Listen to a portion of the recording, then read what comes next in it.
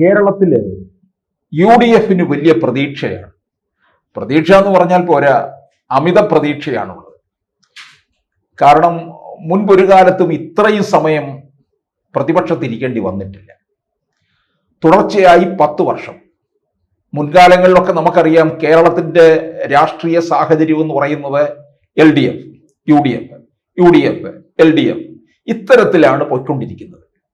2026 അങ്ങനെയാണെന്നുണ്ടെങ്കിൽ ഒരുപക്ഷെ ഈ CPM നയിക്കുന്ന LDF മുന്നണി ഒരു തുടർ ഭരണത്തിന് എല്ലാ വിധത്തിലുള്ള തന്ത്രങ്ങളും കുതന്ത്രങ്ങളും ഒക്കെ മെനഞ്ഞ് കയറിക്കൊണ്ടിരിക്കുമ്പോൾ UDF വലിയ ഒരു അങ്കലാപ്പുണ്ട്. അങ്കലാപ്പിന് 2 കാരണങ്ങളാണുള്ളത്. ഒന്ന്, LDF തന്ത്രങ്ങളും കുതന്ത്രങ്ങളും. 2, കേരളത്തിൽ BJP വലിയ ഒരു സ്പേസ് ഉണ്ടാക്കുന്നു.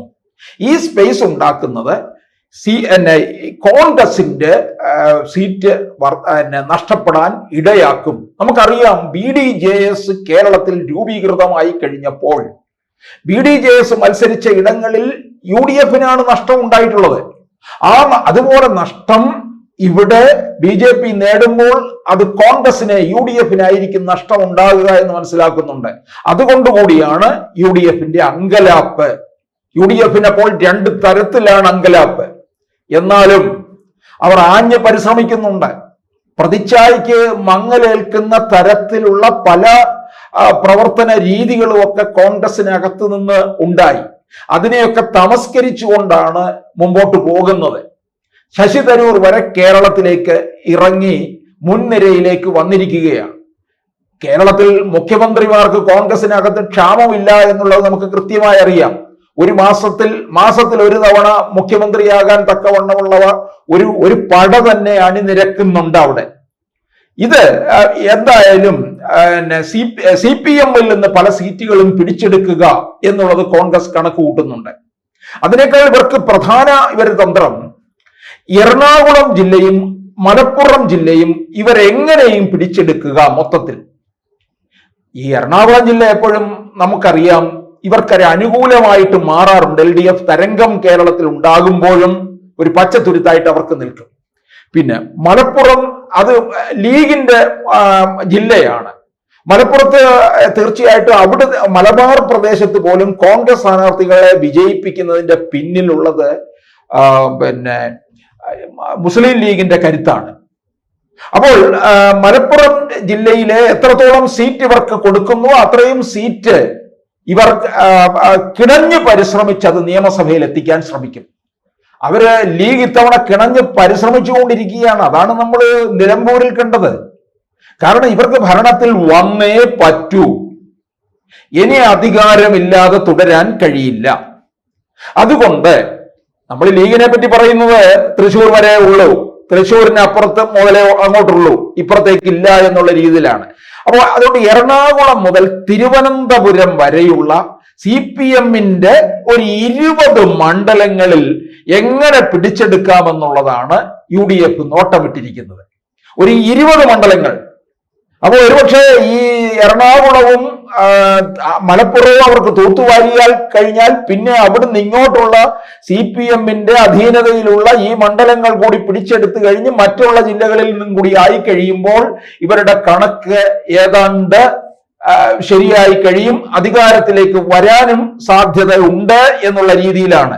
അപ്പൊ 20 സീറ്റുകൾ കേന്ദ്രീകരിച്ചുകൊണ്ടുള്ള പ്രവർത്തന രീതികൾ, ആ 20 സീറ്റുകൾ കേന്ദ്രീകരിച്ചുകൊണ്ടാണ് കോൺഗ്രസ് പ്രവർത്തിക്കുന്നത് എന്ന് മനസ്സിലാക്കിയ പിണറായി വിജയനും ആ 20 സീറ്റുകൾ കേന്ദ്രീകരിച്ചുകൊണ്ട് തന്നെ പിണറായി തന്ത്രങ്ങൾ മെനയുന്നുണ്ട്. നമുക്കറിയാം ഹൈന്ദവരെ മുഴുവൻ ഏകോപിപ്പിച്ചു കൊണ്ടുവരിക, ഇതാണ് CPM ലക്ഷ്യം വെച്ചിരിക്കുന്നത്. ഈ ന്യൂനപക്ഷ വോട്ടുകളെല്ലാം മാറിപ്പോയി, അത് മൊത്തത്തിലെ മാറിക്കഴിഞ്ഞു. മുസ്ലിമിന്റെ വിഭാഗത്തിന്റെ ആയാലും ക്രൈസ്തവരുടേതും ആയാലും. ക്രൈസ്തവരുടെ വിഭാഗം എന്ന് പറയുന്നത് ഇനിയിപ്പോൾ കേരള കോൺഗ്രസ്സുകാര് ജോസ് കെ മാണി അപ്പുറത്ത് നിൽക്കുന്നുണ്ട്. ജോസ് കെ മാണി ഇപ്പുറത്തേക്ക് എപ്പോ വരുമെന്ന് അറിയത്തില്ല. പഞ്ചായത്ത് തെരഞ്ഞെടുപ്പ് ഒന്ന് കഴിഞ്ഞുകൊള്ളട്ടെ, അത് കഴിയുമ്പോൾ അറിയാം. അപ്പോൾ ന്യൂനപക്ഷ വോട്ട് നഷ്ടപ്പെടും എന്ന് ബോധ്യമായി കഴിഞ്ഞപ്പോൾ ഹൈന്ദവ വോട്ടുകൾ സമാഹരിക്കുക, പമ്പയിൽ മുങ്ങിക്കുളിച്ച് പമ്പയിൽ അയ്യപ്പ സംഗമം നടത്തി അവിടെ നിന്ന് പിന്നീട് വള്ളിക്കാവിൽ മാതാ അമൃതാനന്ദമയുടെ മഠത്തിലെത്തി അമ്മ UN പ്രസംഗിച്ചതിന്റെ 25ാം വാർഷിക ആഘോഷം വള്ളിക്കാവിൽ നടക്കുമ്പോൾ ചെങ്ങന്നൂർ MLAയും മന്ത്രിയുമായ സജി ചെറിയാൻ അവിടെ എത്തി അമ്മയെ ആലിംഗനം ചെയ്ത് നെറ്റിയിൽ ചുംബിക്കുന്നു. എന്തൊരു സ്നേഹം! സജി ചെറിയാനിൽ അമ്മയോടുള്ള സ്നേഹം വഴിഞ്ഞൊഴുകുകയാണ്. ഹൈന്ദവ പ്രേമം വോട്ടാക്കി മാറ്റാനുള്ള തീവ്ര പരിശ്രമമാണ് നടക്കുന്നത്. ഇതൊക്കെ പിണറായി വിജയൻ ആസൂത്രണം ചെയ്ത് സജി ചെറിയാനെയും ഇവരെയൊക്കെ ഇറക്കിയിരിക്കുകയാണ്. ചെങ്ങന്നൂർ എങ്ങനെ ഇത്തരത്തിലുള്ള അഭ്യാസം കാണിച്ചാലും സജി ചെറിയാനിൽ നിന്ന് അത് നഷ്ടപ്പെടാനുള്ള സാധ്യതയാണ് കാണുന്നത്. കാരണം അവിടെ ഈ ശബരിമല യുവതീ പ്രവേശ വിഷയത്തിൽ പന്തളത്തും അതുപോലെ പത്തനംതിട്ടയിലും നിലയ്ക്കലും എരുമേലിയിലും ഒക്കെ തന്നെ ഭക്തരോട് ചെയ്തത് എല്ലാവരും കണ്ട കാര്യമാണ്. അതിന് മറുപടി കൊടുക്കാൻ തന്നെയാണ് ചെങ്ങന്നൂരിൽ UDF ശ്രമിക്കുന്നത്. അത് തീർച്ചയായിട്ടും സജി ചെറിയാൻ എതിരായിട്ടുള്ള ഇടമായിരിക്കും. ചെങ്ങന്നൂരിൽ ഒരു വലിയ വിജയം നേടണം എന്ന് തന്നെയാണ് കോൺഗ്രസ് ആഗ്രഹിക്കുന്നത്. അതുപോലെ തന്നെയാണ് കായംകുളത്ത് പക്ഷേ അവരല്പം പ്രയാസപ്പെടും. കായംകുളം CPM-ന്റെ കയ്യിലിരിക്കുന്ന മണ്ഡലമാണ്. അത് പ്രതിഭാഗരിയാണ്. വലിയ ഭൂരിപക്ഷം ഒന്നും നേടിയിട്ടില്ലാത്ത ഒരു മണ്ഡലമാണ്. പ്രതിഭാഗരിയെ ഒരുപക്ഷെ ഇത്തവണത്തെ തെരഞ്ഞെടുപ്പ് മത്സര രംഗത്ത് നിന്ന് മാറ്റി നിർത്തും. പക്ഷേ അരുതാ ബാബുവിനെ മുന്നിലേക്ക് ഉയർത്തിക്കൊണ്ടുവന്നാലും അവിടെ BJP-യുടെ സ്ഥാനാർത്ഥി എന്ന് പറയുന്ന ശോഭാ സുരേന്ദ്രനാണ്. അതുകൊണ്ട് അവിടെ മത്സരം കടുക്കുമെന്നുള്ളതാണ്. പിന്നെ മാവേലിക്കര, അരുവിക്കര കോൺഗ്രസിന് കൈവിട്ടുപോയ ഒരു മണ്ഡലമാണ്. കാർത്തികേയന്റെ മകനായ ശബരിനാഥ് അവിടെ പോയി നിന്ന് വിജയിച്ചു ഉപതെരഞ്ഞെടുപ്പിൽ, പിന്നീട് വിജയിക്കുന്നു. പക്ഷെ പിന്നീട് മണ്ഡലത്തിനെ വേണ്ട തരത്തിൽ പരിഗണിക്കാത്തത് കൊണ്ട് ജനം കൈവിട്ടു. ഇപ്പോൾ ശബരിനാഥ് തിരുവനന്തപുരം സെൻട്രൽ മണ്ഡലം കിട്ടുമോ എന്ന് അന്വേഷിച്ച് നടക്കുകയാണ്. സെൻട്രൽ മണ്ഡലം എന്ന് പറയുന്നത് അത് UDF-ലെ ഘടകകക്ഷിയായ CMPക്ക് CP ജോണിന് വേണ്ടി മാറ്റിവെച്ചിരിക്കുന്നതാണ്. അതുപോലെ നെയ്യാറ്റിൻകര, പാറശാല എന്നീ മണ്ഡലങ്ങളും CPM-ന്റെ കയ്യിൽ നിന്ന് എങ്ങനെ പിടിച്ചെടുക്കാമെന്നുള്ളതാണ് നോക്കുന്നത്. നെയ്യാറ്റിൻകരയിൽ ഒരുപക്ഷെ സാധിക്കും. ആൻസലനാണ് ആ മണ്ഡലത്തിലെ MLA.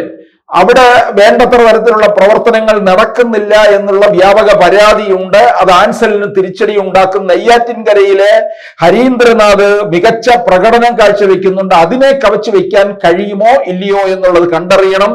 കോവളം മണ്ഡലം ഇവര് നിലനിർത്തുകയും വേണമെന്നുള്ളതാണ്. അപ്പൊ ഇവര് UDF പ്രധാനമായിട്ടും ചില ജില്ലകൾ കേന്ദ്രീകരിച്ചു കൊണ്ടാണ് വരുന്നത്. എറണാകുളം, കോട്ടയം, ആലപ്പുഴ, പത്തനംതിട്ട, കൊല്ലം, കൊല്ലവും തിരുവനന്തപുരവും എങ്ങോട്ട് ചായുന്നുവോ അങ്ങോട്ടേക്കായിരിക്കും കേരളം ഭരിക്കുന്ന അവരുടെ അടുക്കലേക്കായിരിക്കും എന്നുള്ള രീതിയിലാണ് പറഞ്ഞു വരുന്നത്.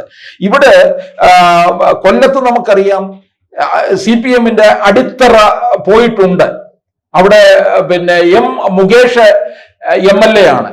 2016-ലും 2021-ലും പാർട്ടിക്കും ഉണ്ടാക്കിയിട്ടുള്ള പ്രതിച്ഛായയ്ക്കും മങ്ങലേറ്റിട്ടുണ്ട്. അതുകൊണ്ട് ശക്തമായ തിരിച്ചടി CPM-ന് അവിടെ നിന്ന് കിട്ടും. CPM-ന് മുകേഷിനെ മാറ്റിയിട്ട് കരുത്തനായ ഒരു സ്ഥാനാർത്ഥിയെ തന്നെ ഇറക്കാൻ കഴിയാത്ത രീതിയിൽ മാറിയിരിക്കുകയാണ് അവിടെ എന്നുള്ളതാണ്. കാരണം അത്തരത്തിൽ ആരും ഇറങ്ങി മത്സരിക്കാൻ തന്നെ മടിക്കും. അവിടെ NK പ്രേമേന്ദ്രൻ ഒരു വലിയ ഒരു ചലനം അവിടെ ആ മണ്ഡലത്തിൽ ഉണ്ടാക്കിയിട്ടുണ്ട്. പ്രത്യേകിച്ച് കൊല്ലം പാർലമെന്റ് മണ്ഡലത്തിൽ ഉടനീളം അതൊക്കെ UDF-ന് മൊത്തത്തിലെ ഒരു അനുകൂലമായിട്ടുള്ള കാറ്റ് വീശാനുള്ള സാഹചര്യമാണ് തെളിയുന്നത്. ചവറയിലാണെങ്കിൽ RSPയിലെ ഷിബു ബേബി ജോൺ ആണ് മത്സരിക്കാൻ പോകുന്നത്. സുജിത് വിജയം പിള്ളയോട് പരാജയപ്പെട്ട ഷിബു ബേബി ജോൺ ഇക്കുറി ചവറ തിരിച്ചു പിടിക്കും എന്നുള്ള രീതിയിൽ തന്നെയാണ്. അതുപോലെ പത്തനംതിട്ടയില് ഇവർക്ക് ഏറെ നോട്ടമുള്ളത് ആറന്മുള മണ്ഡലമാണ്. ആറന്മുളയിൽ വീണ ജോർജിന്റെ പരാജയം, ആരോഗ്യമന്ത്രി എന്നുള്ള രീതിയിൽ അവിടെ പാർട്ടിക്കാർക്ക് പോലും വീണ ജോർജിനോട് പലതരത്തിലുള്ള എതിർപ്പും ഉണ്ടെന്നുള്ളതാണ്. അങ്ങനെ അതൊക്കെ നിൽക്കുന്നത് കൊണ്ട് ഈ ആറന്മുള മണ്ഡലം ഇവർക്ക് സി പി എമ്മിന്റെ കയ്യിൽ നിന്ന് കോൺഗ്രസിന് തിരിച്ചു പിടിക്കാൻ കഴിയുമെന്നുള്ള ഒരു കണക്കുകൂട്ടലുണ്ട്. 2016 ശിവദാസൻ നായരെയാണ് തോൽപ്പിച്ചിട്ട് വീണ ജോർജ് ജയിച്ചു വരുന്നത് സഭയുടെ സ്ഥാനാർത്ഥിയായിട്ട്. അതുപോലെ അവിടെ ഈ പത്തനംതിട്ട ജില്ലയില് കേരള കോൺഗ്രസ് മാണി വിഭാഗം കൂടെ നിൽക്കുന്നത് കൊണ്ട് CPM-ന് അങ്ങനെ ചില നേട്ടങ്ങൾ ഉണ്ടായിട്ടുണ്ട്. ആ നേട്ടം മനസ്സിലാക്കിക്കൊണ്ടാണ് കേരള കോൺഗ്രസ് മാണി വിഭാഗത്തെ ഇപ്പുറത്തേക്ക് കൊണ്ടുവരാനുള്ള ശ്രമം നടത്തുന്നത്. ആ ശ്രമം എത്രത്തോളം വിജയമാകും എന്നുള്ളത് നമുക്കിപ്പോൾ പറയാൻ കഴിയത്തില്ല. പഞ്ചായത്ത് തെരഞ്ഞെടുപ്പ് വരെ കാത്തിരിക്കേണ്ടി വരും. കോട്ടയത്ത് നമുക്കറിയാം, കോട്ടയത്ത് ക്രൈസ്തവ വിഭാഗം വോട്ടുണ്ട്. അത് മുഴുവനായിട്ട് കോൺഗ്രസിന് കിട്ടണമെന്നില്ല, BJP-യിലേക്കും പോകാം. അപ്പോൾ ഇതൊക്കെ വളരെ തന്ത്രപൂർവമാണ്. VN വാസവന്റെ മണ്ഡലം തിരിച്ചു പിടിക്കണം എന്നുള്ള കണക്കുകൂട്ടലാണ് നിൽക്കുന്നത് ഏറ്റുമാനൂരിൽ. VN വാസവൻ പണ്ട് കോട്ടയത്ത് നിന്ന് തിരുവഞ്ചൂരിനെ ഭയന്നാണ് ഏറ്റുമാനൂരിലേക്ക് പോയത്. ആ വാസവനെ ഏറ്റുമാനൂരിൽ ചെന്ന് വീണ്ടും അവിടെ നിന്ന് ഓടിക്കാനാണ് കോൺഗ്രസ്സുകാര് തയ്യാറെടുത്തുകൊണ്ടിരിക്കുന്നത്. അങ്ങനെ എറണാകുളം, കോട്ടയം, ആലപ്പുഴ, പത്തനംതിട്ട, കൊല്ലം, തിരുവനന്തപുരം എന്നീ ജില്ലകൾ കേന്ദ്രീകരിച്ചുകൊണ്ട് CPM-ന്റെ കയ്യിലിരിക്കുന്ന 20 സീറ്റുകൾ പിടിച്ചെടുക്കുക എന്നുള്ള കണക്കുകൂട്ടലുമായിട്ടാണ് UDF മുമ്പോട്ട് പോകുന്നത്.